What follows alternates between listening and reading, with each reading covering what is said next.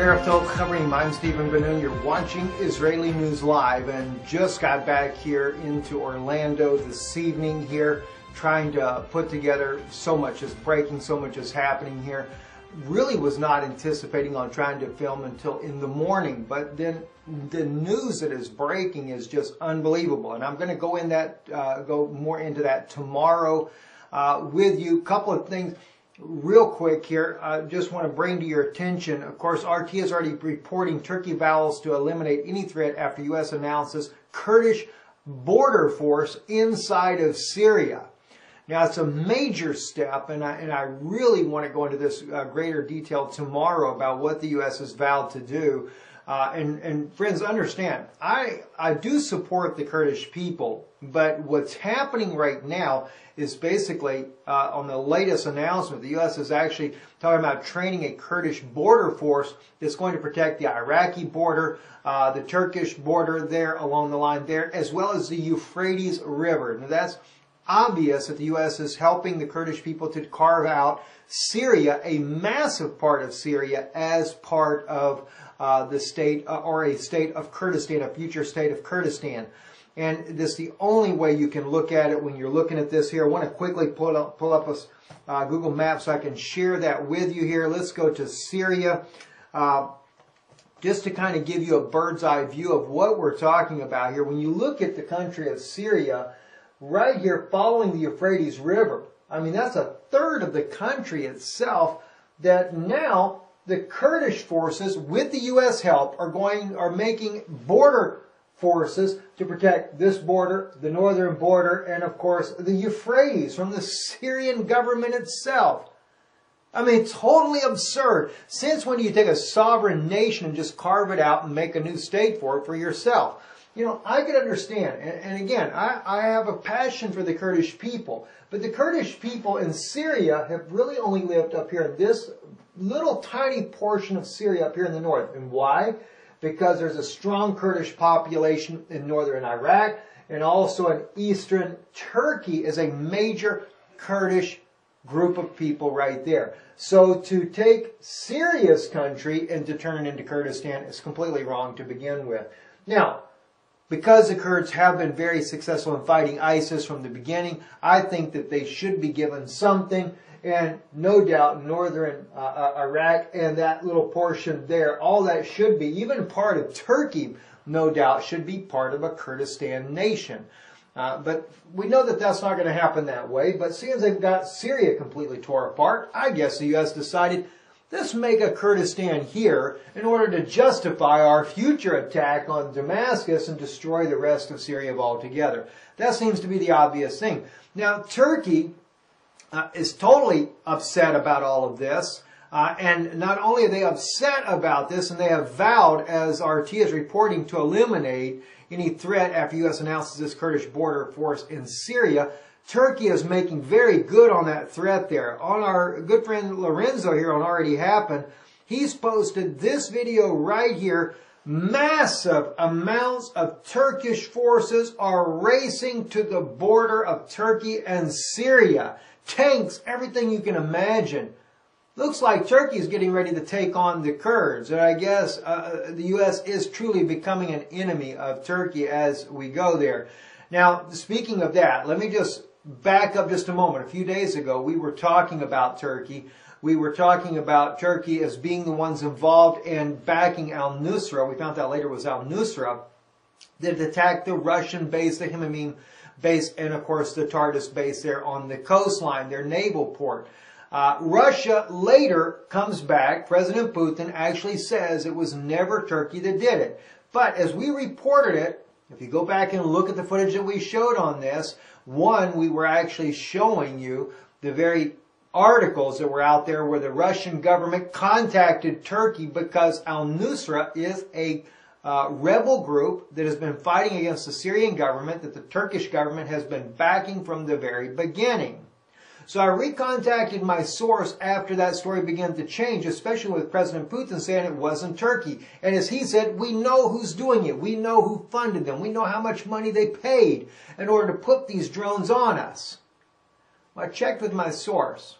I said, now I'm not seeing anybody saying anything as of yet, and President Putin didn't seem to indicate who it was, other than we had the one article of the U.S. spy plane flying overhead, but there have been some that have suggested that Israel was involved. So I asked him, is it possible that Israel was involved?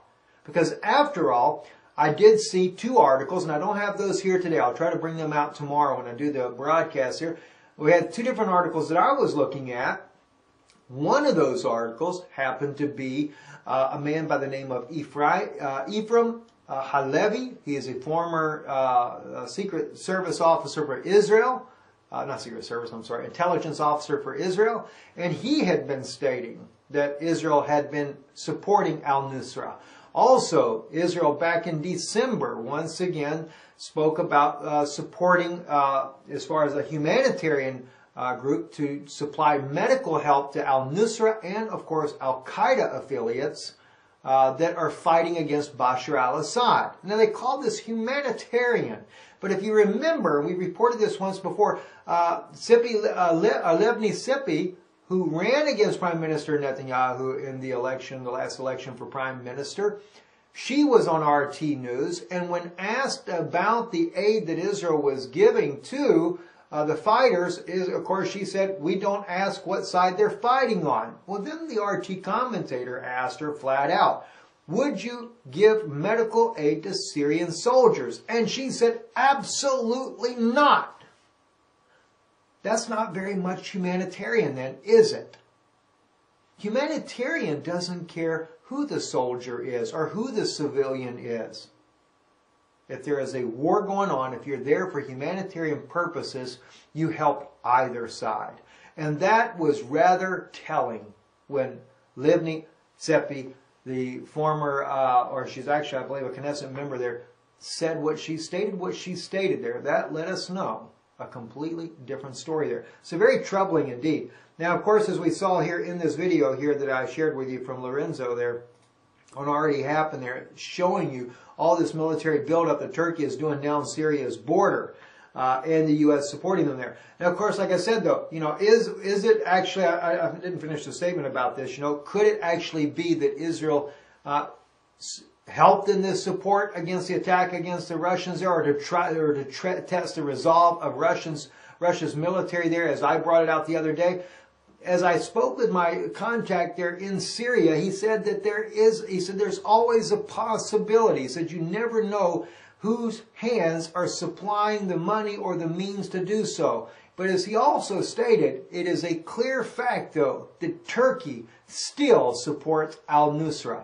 So whether or not President Putin is just trying to play it down in order to keep that coalition between Turkey, Iran, and Russia going or not, well, that's about as any guess as good as anybody else's when it comes to that. But clearly, the latest move by the United States is only distancing Turkey from the U.S. and certainly could create an enemy if that were to go on. Unless, as I've stated before, Turkey's playing a double hand here and only going to use this situation to further an attack against Bashar al-Assad in the near future. Very difficult to say at this point here, but we do know that Turkey considers the Kurds as a terrorist group and have clearly nearly genocided the people inside of its own country there, fighting against innocent civilians that are totally unarmed in the eastern part of the province there, and now sending down a massive amount of weapons to the Syrian border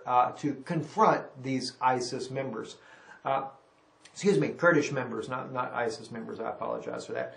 Another issue, too, this becoming a major issue, and this is something I really want to go into. We put it on Israeli News Live on our Facebook page here, another RT article. Shame thousands rally against corruption in Israel after Netanyahu's son scandal. A video is 2 years ago that has surfaced there. Now, it's very troubling to me that Prime Minister Netanyahu's son, for one, was in a strip club.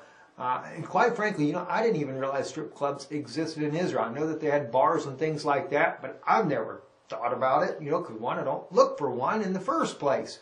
But it's a shame to begin with that Israel would even allow such a club. How degrading to women can that possibly be in the first place? But then on top of it, to find out that in this video, talking about having to knock off the security guard if the video ever leaks, talking about paying for prostitution. Oh my gosh. You know, when the leader of Israel, when his own son is talking like this to start with, what does it say about the nation itself? When yet there are Jews that have returned home to see the coming of the Messiah.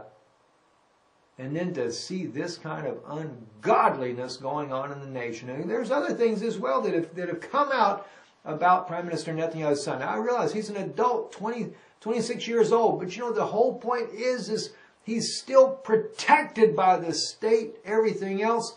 And then doing these type of things, making these kinds of statements. And no wonder why the people are rallying. And God bless them for rallying. I think they ought to rally as well to get rid of the strip clubs and to stop prostitution in the country as well. Something maybe somebody ought to think about. It's really sad to see. Anyway, very troubling news that we're seeing happening here. Just wanted to quickly bring these things to your attention. In fact, I haven't even had a chance to put lapel mics on the camera or anything. Just got in, as I said, rushed in here to do this. Also, too, the video I loaded yesterday. A lot of you enjoyed that video. I appreciate that. Some people made the comment about me wearing a kippah. I guess many of you do not realize the age of the video. It's been quite a number of years ago that I did that video. I just happened to run across it in my hard drive. Thought I'd load it up for you because we were having a very difficult time with the internet where we were at. I took my wife out for a little bit to get a little break there. She's gone through a lot of medical treatments there and wanted to get her into some fresh air up into the Pine Mountain. It's not too far from where we are at right now in Orlando, so we wanted to be able to take her up there and share a little bit of time there that she could enjoy. In fact, I loaded some pictures there she has on our Facebook page there. You might enjoy looking at that there. But the only thing I could really get uploaded while I was there was that particular video. And no, I don't wear a tip anymore. That's when I was just a little bit more on the Orthodox side before. Anyway, God bless you. Thank you for watching. Shalom.